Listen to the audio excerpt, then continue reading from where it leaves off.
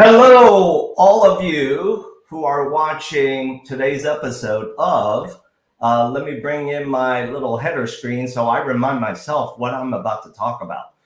No, I'm just kidding. I know what I'm about to talk about.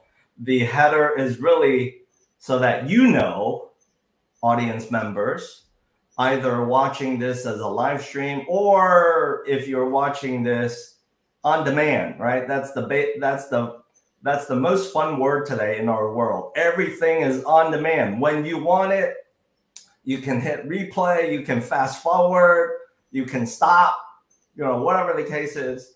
So for all of you watching either live stream today or as a recording on demand, welcome to today's episode of Doing More with Less Time. But I'm going to add one more set of words to it.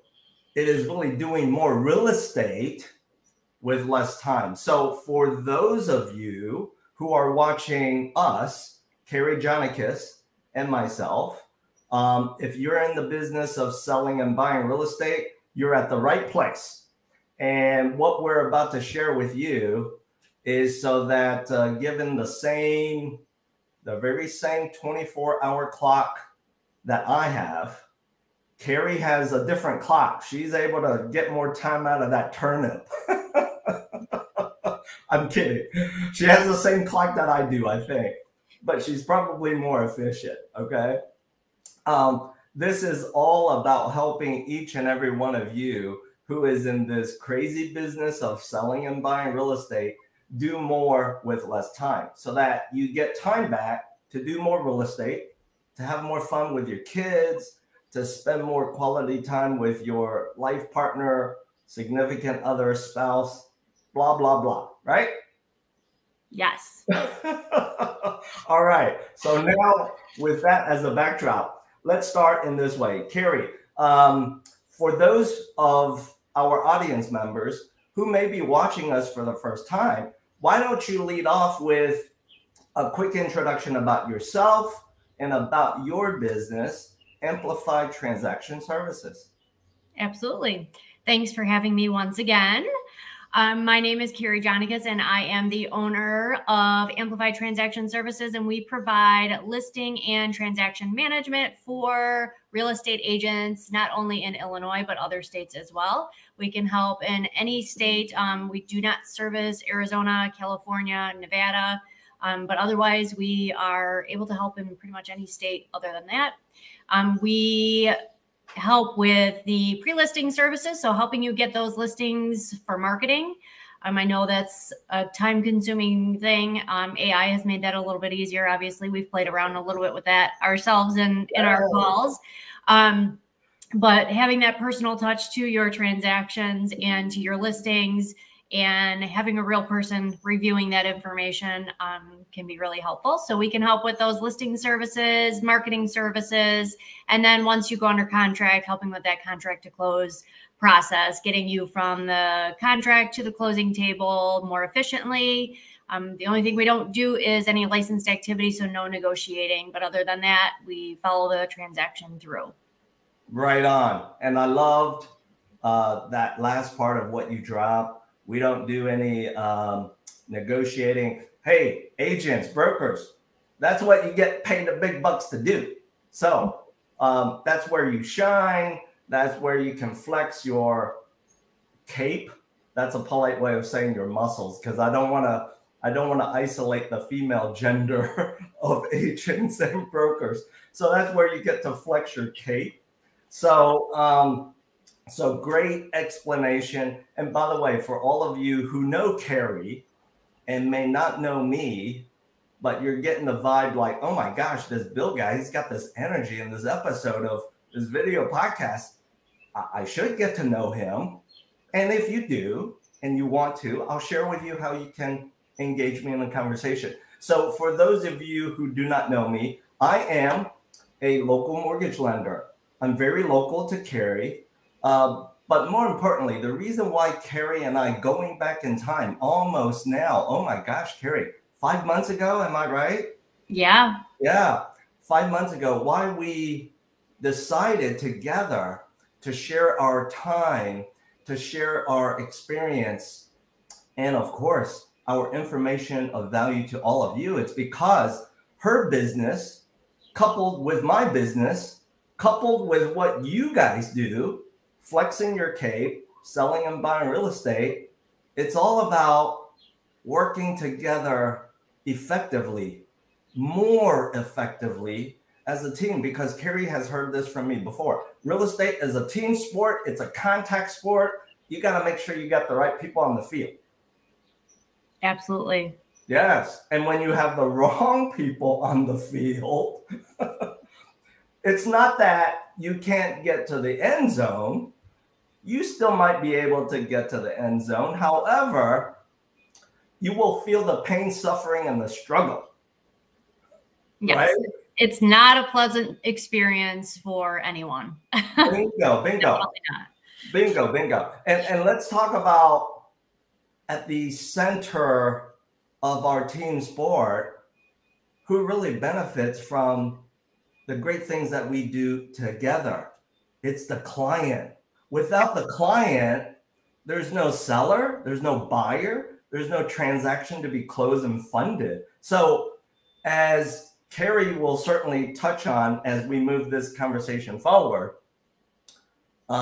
it's always about creating a process that is efficient, that maybe require less effort from you because you've got enough people watching your back, covering for you, and at the same time, creating that wonderful client experience so that you, agent brokers, and myself and Kerri, we can go back to each and every client and say, how was that experience for you? And of course, the answer will be 5 stars. Let me drop a review. Where can I do it? They're jumping to do that.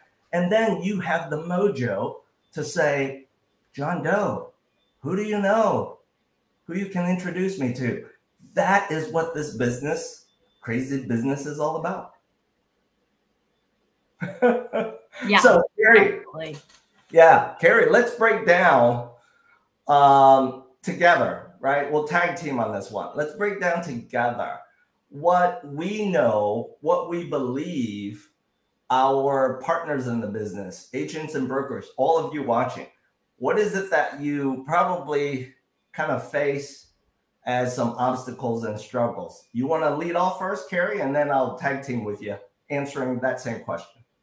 Yeah, definitely. Some of our biggest challenges from our real estate brokers are definitely finding enough time to be able to track the things that need to be tracked and follow up on the things that need to be followed up on. For example, following up with lender partners who don't have a system for giving us updates on where we are in the transaction, those constant follow-ups. Not everyone is as wonderful and has a system as wonderful as William does. And so there's some extra follow-up that needs to be had with some of those. And there's also different situations and different transactions that are a little bit more challenging that require more conversations between the lender and the agent. And so, you know, those consistent follow-ups, and then also tracking signatures on certain things. Maybe a document had a missing initial, a missing signature. We're missing a lead-based paint disclosure that needed to be. So getting those documents out and tracking to make sure that we get those back.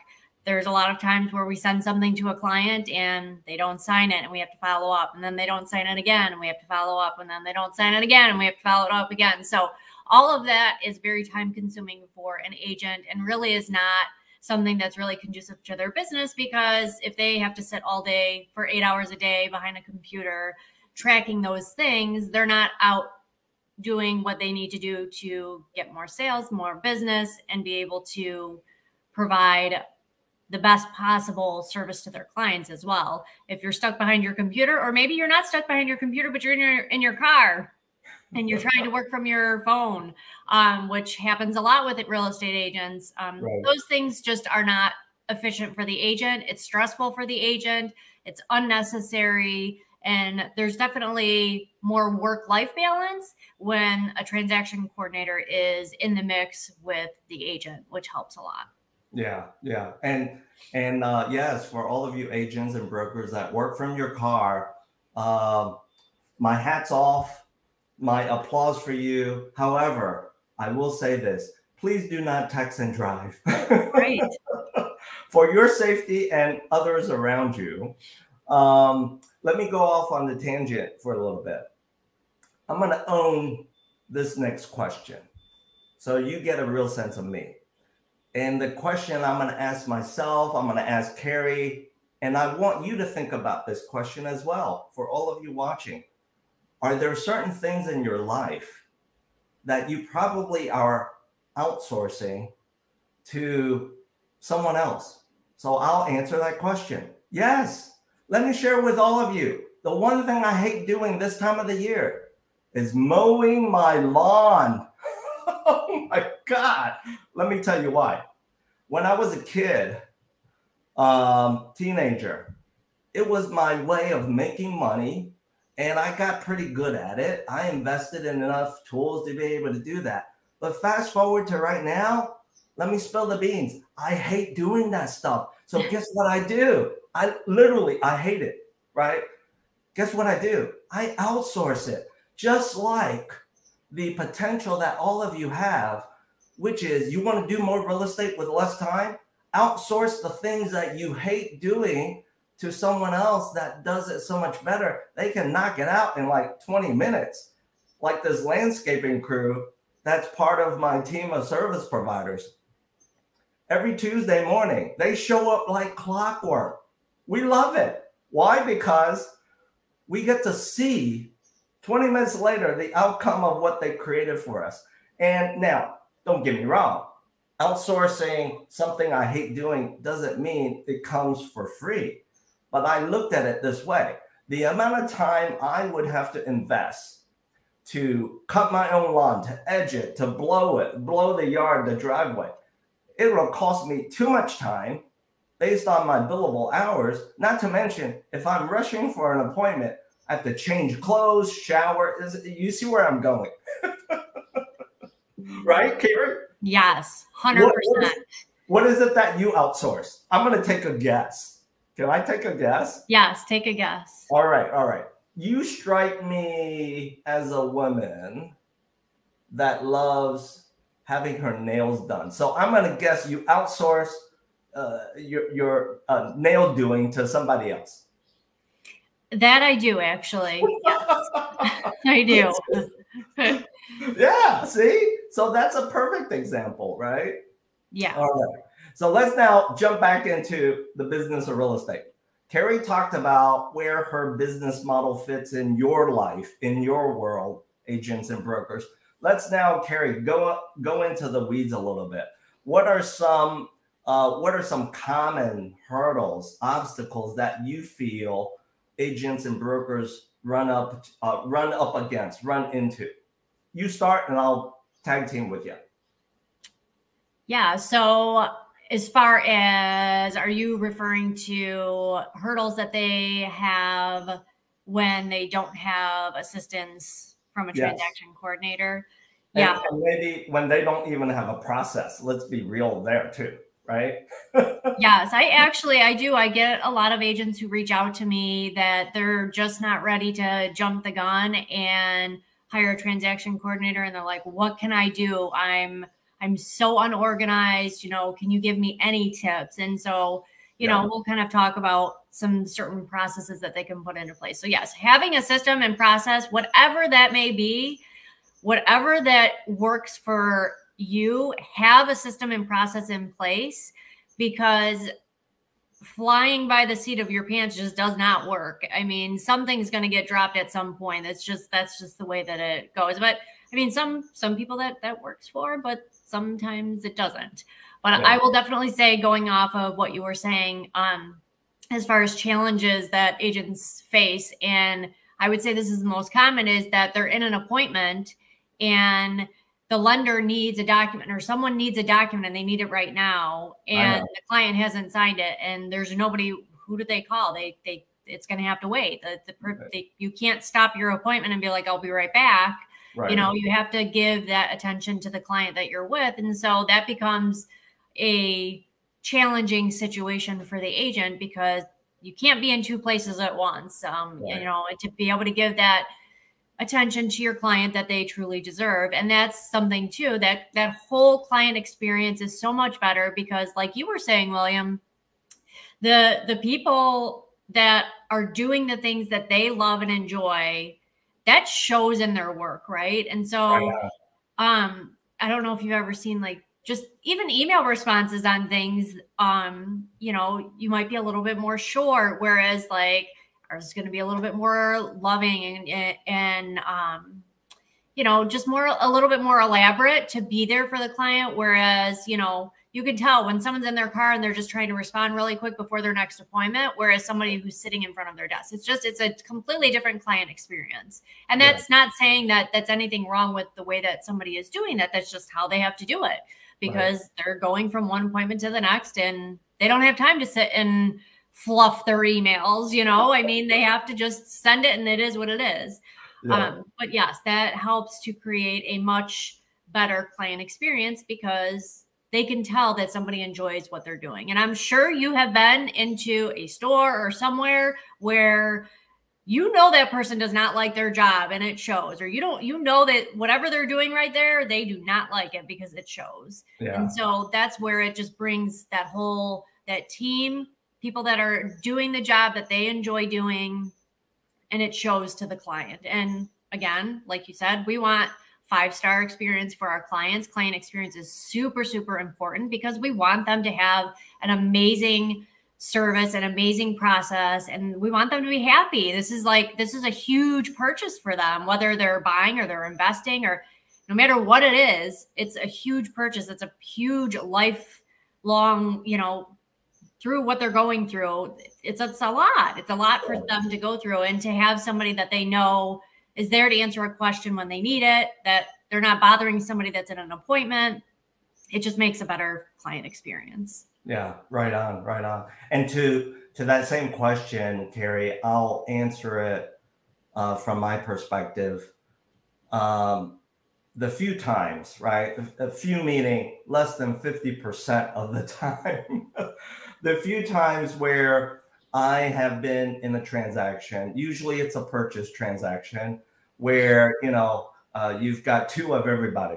You have two real estate brokers. Sometimes, you know, you double up. It's two real estate brokers, seller side, buyer side, and their assistant, and transaction coordinator. And if we're doing real estate in an attorney state, not a title escrow state, now you have two sets of attorneys. One of the things I remember from those fewer times when a transaction coordinator, a business like yours, have been a part of the process, leads off in this way for me as a lender. And that is, the lead off starts with, lender, Bill, here is a summary. Don't worry about really reading the rest of the email, but here's a summary of who's responsible for certain milestones. Contact information is right there, clear, crystal clear. You know, why do I say that? Little pet peeve of mine is there are unfortunately some agent brokers that still handwrite information into a contract. And by the way, I'm not picking on you. It's just that sometimes by the time we get our copy, it's kind of hard to read the specific letters, especially for, you're going to love this one, especially for those solo entrepreneur attorneys that have the vanity email. And you're like, oh my gosh, what is it really? Is it an A or R or whatever? And so when a business like yours, someone like you specifically, Kerri, leads off the transaction with, lender, everybody else, here's a summary snapshot. Here's everything you need to know. Sure, if you want to read the rest of the email, go for it. But here's everything you need to know. It just sets the tone for the game to be played. The game of real estate. Real estate is a team sport. It just sets the tone to be so much more efficient. I remember one transaction, Kerri, where not only did the transaction lead off that way, but you're going to find this next part of what I'm about to say really like, OMG, oh my gosh. The transaction coordinator, maybe it was one of yours, right? There were calendar meeting invites that literally matched up to various milestones, such as appraisal order. Here's the drop dead date, because by that date, most of the time you'll have gone through what we call the inspection review period, right? Yes. And then the next one, Kerri, you're going to laugh, you're going to nod your head, you're going to high five me. Pet peeve, right? It's mortgage contingency date. So that's a critical one. Very. Hey, as a lender, we own this one. It's up to us to meet, if not arrive before that date with our clear to close loan commitment. And so in this one transaction, yes, this TC, one of yours probably, set this meeting invite. It hit our calendars, right? Hit our calendars. Mortgage contingency, to the point where we can't hide from it. We get reminded. So yes, I'm telling you, it holds everyone accountable. It's kind of like the offensive defensive coordinator in the game of football. Real estate is a team sport. Basically, you know, with their clipboard on the sideline, calling, you know, calling what needs to be done in the play and reminding everyone, hey, you know, the hand signals, all that kind of business. Yes. Yeah. And by the way, this whole process is not just about helping all of you agents and brokers do more with less. It's also helping our other partners in the transaction, attorneys, paralegals, title folks, right? Even though they run the last leg of the relay race. Kerri, you know this and I know this. There's certain title partners that are really on the ball. And there are other ones that are, unfortunately, way too reactive. Yeah. Yeah, definitely. And because we work in multiple different states, so sometimes we're only dealing with a title company and there is no attorneys involved. And so sometimes, you know, we have that communication with them. But yeah, having someone there to be that kind of sounding board for that transaction. Like you said, you know, in the beginning, it's like that huddle. Let's, you know, talking about the team board. Everyone's huddled together. Okay, here's what we got. This is what we're going to do. Yeah. And then before everyone else, you know, kind of goes and does the things that they need to do. And yeah, having those calendar invites are definitely very helpful for sure. Yeah. So once again, for all of you watching, let me pop it up here on the screen. So it's, you know, crystal clear in front of you. How can you engage the services of Kerri's business? Real simple. It's called Amplified Transactions. Here's the URL. And Kerri, would you say the value of the services available from your business and the outcome that you can provide to agents and brokers, it applies whether you are a single broker as well as a team lead with a lot of brokers supporting you, right? Yes, absolutely. And we can help, you know, agents who we just onboarded one yesterday, actually. It's her very first transaction and she's new into real estate and she just wanted to make sure that, you know, she had an extra set of eyes and, you know, following along with the transaction. We can help with new agents. We can help with brokers who do maybe 5 a year, 10 a year, 20 a year, 30 a year, brokerages, whatever your case may be, we can help. There you go. And as we now wrap up today's episode, let me drop a hint for those of you watching us today. If you have not used this tool, maybe you've heard about it, but if you simply have not used it, I'm going to drop this in front of you. It's called Calendly. It's an online calendar to help you, all of you watching us today, manage your personal calendar, your work calendar, so that when someone is asking you, I know Kerri and we probably are on the receiving end of this question, which is, hey, Kerri, when are you available? Hey, Bill, when are you available? Our answer is really simple. can we text you or email you our Calendly link? You can schedule the date and time that works for you. Wouldn't you love that? Now, why are we sharing this with you? Because Kerri has already kind of mentioned subtly in terms of how she runs her business. She's now looking into how technology, AI, is going to innovate, empower her business to do more with less. A tool like online calendaring, same concept. It simply takes the guesswork out of the people who need your time, and it takes that effort away from you to think and kind of guess, well, what does my calendar look like? No, get rid of that old way of doing it. Use Calendly. All right. So as we wrap up our conversation today, let me share with all of you how you can engage us in a conversation when and if you need our help. All you have to do is scan the QR codes that you see here for Kerri and or myself. I am certain both Kerri and myself are ready, willing, and very capable to help you accomplish the goals in front of you, which is to do more real estate with less time. So Kerri, as we wrap up, what are you going to do this afternoon? Because we here in Chicago, we've got somewhat decent weather. Are you going to do something fun today?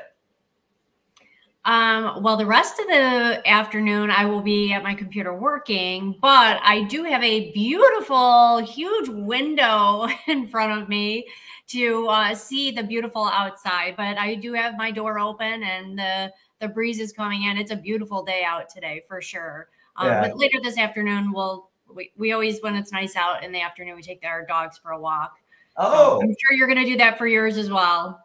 I've got 3 little ones. Yes, I will do the same. Absolutely. You and I as dog parents, yes, that's another commitment we have to time block for. Right on. Yes, absolutely. All right. And for those of you agent brokers who may also be a dog parent, hey, we share what you know, which is, hey, how do I squeeze time in to walk my dog and do that relationship bonding? We're in the same boat that you are. So everyone, until we see you in the next episode, which will drop about 4 weeks from now. By the way, if you have any feedback you want to share with us, certainly we appreciate the kind, nice feedback. No, I'm just kidding. You can certainly drop your comments of any questions you want to ask us after you watch this episode. We'd be glad to follow up on either your question, maybe an idea you want to share with us in any upcoming episode. So for now, Kerri, have a great Wednesday until I see you again very soon. Sounds good. Thanks for having me. You're welcome.